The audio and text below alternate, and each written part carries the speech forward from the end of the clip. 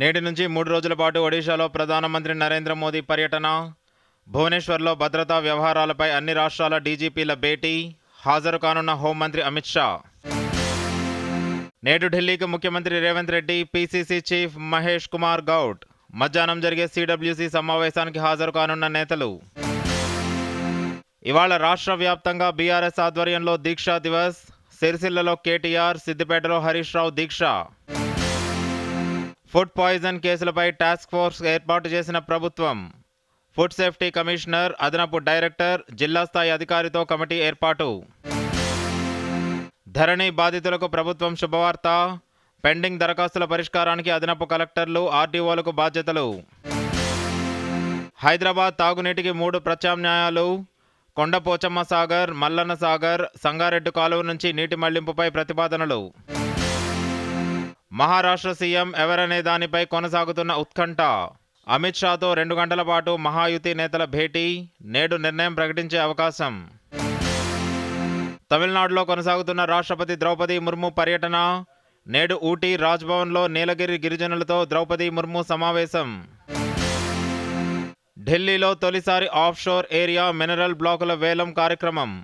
ఖనిజ బ్లాకుల వేలంతో రాష్ట్రాల ఆదాయంలో 4 రెట్లు వృద్ధి చెందిందన్న కేంద్ర మంత్రి కిషన్ రెడ్డి. జాతీయ రహదారుల్లో టోల్ ఛార్జీలను వెల్లడించిన నితిన్ గడ్కరీ.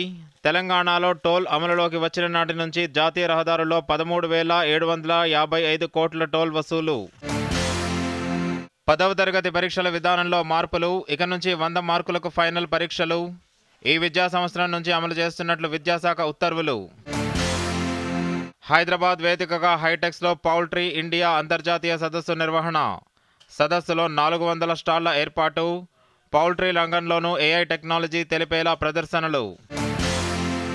తెలంగాణకు కేంద్ర ప్రభుత్వం మరో గుడ్ న్యూస్. కాజీపేటలో రైల్వే తయారీ యూనిట్ ఏర్పాటు చేస్తూ రైల్వే శాఖ ఉత్తర్వులు జారీ. హైదరాబాద్ మెట్రో రైల్ 7వ వార్షికోత్సవంలో పాల్గొన్న ఎన్వీఎస్ రెడ్డి.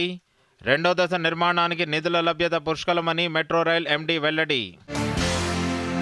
డిసెంబర్ 4న శ్రీహరికోట నుంచి పిఎస్ఎల్వి C-59 రాకెట్ ప్రయోగం. చురుగ్గా జరుగుతున్న పిఎస్ఎల్వి C-59 రాకెట్ అనుసంధానం పనులు. ఐఎన్ఎస్ అరిగాద్ ద్వారా K4 బ్యాలిస్టిక్ క్షిపణి పరీక్ష విజయవంతం. విశాఖ తీరంలో ఈ క్షిపణి పరీక్ష జరిపిన భారత నౌకాదళం.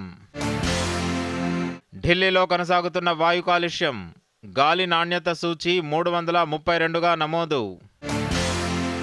ఛాంపియన్స్ ట్రోఫీ అనిశ్చితికి నేడు తెరదించనున్న ఐసీసీ. షెడ్యూల్పై తుది నిర్ణయం తీసుకోనున్న ఐసీసీ. నేటి నుంచి under nineteen Asia cup cricket tourney. ఆఫ్ఘనిస్తాన్తో తలపడనున్న బంగ్లాదేశ్. ఈ నెల 30న భారత్ పాకిస్తాన్ మ్యాచ్. చెన్నైకి దక్షిణ ఆగ్నేయంగా తీవ్ర వాయుగుండం. దక్షిణ కోస్తా, రాయలసీమ జిల్లాలకు భారీ వర్ష సూచన. రాష్ట్రంలో పడిపోతున్న ఉష్ణోగ్రతలు. భీంపూర్లో అత్యల్పంగా 8 డిగ్రీల నమోదు. హైదరాబాద్లో పెరిగిన చలి తీవ్రత.